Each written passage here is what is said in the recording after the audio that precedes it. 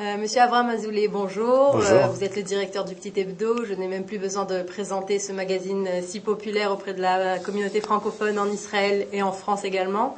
Pouvez-vous en quelques mots nous résumer l'histoire du Petit Hebdo? Le Petit Hebdo, en fait, c'est une histoire communautaire. En fait, le but à la base, c'est de relier toutes les communautés en Israël, bien sûr, et aussi en France, et d'informer un peu toute la communauté francophone, qui est de plus en plus importante, on en entend beaucoup parler, de tout ce qui se passe un peu dans la communauté. De semaine en semaine, nous avons pu voir l'implication du Petit Hebdo qui se fait grandissante dans la vie communautaire en Israël, particulièrement à Jérusalem. Donc récemment, c'était une implication politique. Vous avez organisé une soirée avec InfoLive TV et l'Union des industriels d'Israël, une soirée où vous avez fait une rencontre un petit peu entre les candidats à la mairie de Jérusalem avec le public francophone de la ville. Que pouvez-vous nous dire de cette soirée? Qu'est-ce qui vous a poussé à organiser cette rencontre? C'est vrai, je vous ai parlé de l'implication communautaire du Petit Hebdo et je comprends que quand on parle de politique, ça doit vous surprendre un peu. En tout cas, d'abord, merci à InfoLive qui a quand même couvert tout l'événement et en direct, en Shidur Yashir, comment on dit, en live. et donc, pourquoi la politique? Parce que j'estime personnellement qu'en Israël, la politique nous concerne. La politique, c'est notre quotidien. Ça parle de la terre, de la religion, de la guerre. Donc, ça nous engage beaucoup de l'éducation. Et j'estime que nous, les francophones, nous avons notre mot à dire en politique, en Israël. De pouvoir influer sur l'élection d'un maire, qui soit à Jérusalem, à Netanya, Ashdod, Haïfa, Ra'anana, c'est très important. Parce que nous devons nous impliquer dans la vie en Israël. Et d'ailleurs, il y a un phénomène francophone important, avant de parler de la soirée, c'est le phénomène de toutes ces listes où on retrouve des francophones dans toutes les listes des campagnes électorales. Ça veut dire que les Français, les francophones, je veux dire les Olim Hadashim, sont très concernés par ce qui se passe en Israël. Et c'est un phénomène très positif. Alors pourquoi cette soirée? C'est quelque part une première aussi qui a été couverte de manière aussi importante avec InfoLive quand même, qui a donné un feu vert rapide et qui a joué le jeu.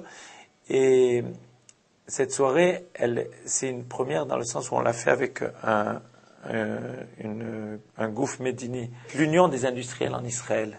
Et l'Union des industriels en Israël voulait s'impliquer pour pousser, promouvoir toute l'activité des francophones au niveau des affaires, de l'économie en Israël. Donc on a invité les responsables, les candidats à la mairie de Jérusalem. Donc cette soirée est maintenant terminée. Avez-vous eu des réactions de la part du public, éventuellement des candidats? Étaient-ils satisfaits de cette rencontre? Écoutez, c'était une première et les gens qui sont venus, je ne crois pas qu'ils ont été déçus. Je pense qu'on avait 300 personnes dans la salle assis et qui ont profité d'abord d'un bon buffet parce que les francophones aiment les bonnes choses aussi. Donc on leur a fait un bon buffet et ensuite ils ont eu comme un spectacle à l'américaine. Olivier vous en dira plus, le présentateur, c'est lui qui a été le modérateur. Les candidats se sont suivis une demi-heure chacun, 5 minutes maximum pour se présenter, et ensuite ils ont pu répondre aux questions. Le but, c'était l'interaction. Et ils se sont donc relayés, se sont croisés, se sont dit bonjour, l'esprit était bon, et il y avait un côté très dynamique, très novateur. Et je pense que les francophones ont apprécié. Maintenant, il y en a un, je crois, qui n'a pas apprécié. Enfin, deux, ils m'ont appelé des États-Unis. Bon, c'était Obama et McCain, parce que c'était le même soir des élections, et ils m'ont dit « Qu'est-ce que vous nous faites? Vous nous prenez toute l'attention. » Mais à part ça, tout le monde, je crois, était content. Donc maintenant, cette soirée est terminée. La semaine prochaine, donc les élections. Quelles sont vos intentions futures quant à votre implication dans la vie communautaire, la vie politique? Je pense que c'est important donc d'impliquer les francophones. La prochaine étape, à mon avis, vu qu'il y a des élections prochaines, qu'on parle le 10 février, alors peut-être c'était inviter les trois grands candidats. Je ne vais pas vous donner des noms, mais il y a une femme, il y a 2 hommes, on peut inviter les 3 et faire un peu la même chose. Là, on l'a fait au niveau de Jérusalem, on peut le faire au niveau national. Si InfoLive me suit, moi je suis partant. Donc suite à cette discussion politique, on ne peut que patienter de voir les résultats. Donc mardi prochain, mardi 11 novembre, les élections municipales dans toutes les villes d'Israël. Que pensez-vous par rapport à Jérusalem? Que pensez-vous des futurs résultats? Écoutez, les futurs résultats, d'après les sondages, tout avait l'air écrit. Mais vous savez ce que sont les sondages aujourd'hui? À mon avis, ça va être de grandes surprises. On disait Gaïdama complètement sur le côté. On le voit beaucoup d'après l'interview qu'on a pu réaliser avec lui. Il a tourné beaucoup dans le monde des Arabes israéliens. Donc, ça peut être la surprise Gaïdama, c'est-à-dire que il faut pas penser qu'il est complètement de côté.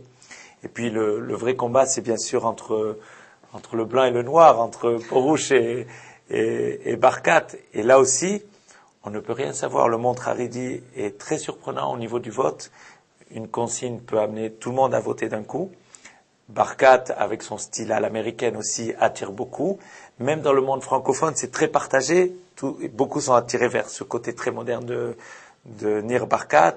Et d'autres sont aussi attirés par le côté du côté religieux de Porouche. Je miserai sur personne. Moi, je ne m'engagerai pas. Comme à la bourse.